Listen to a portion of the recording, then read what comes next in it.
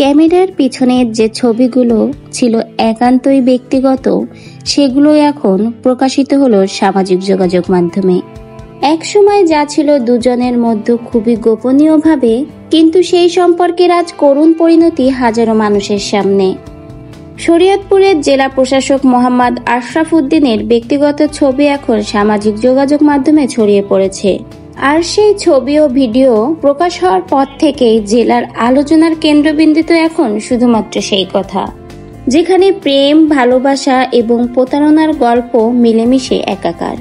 ঘটনাটা ঘটেছে 20 জুন এক প্রবাসী সাংবাদিক তার ব্যক্তিগত ফেসবুক পোস্টে জেলা প্রশাসকের এই ভিডিও এবং ছবি পোস্ট করেন। সাথে সে টেলিগ্রামেও একই ছবি ও ভিডিও পোস্ট করেন। এরপর থেকে মুহূর্তেই ভিডিওটি ছড়িয়ে পড়ে।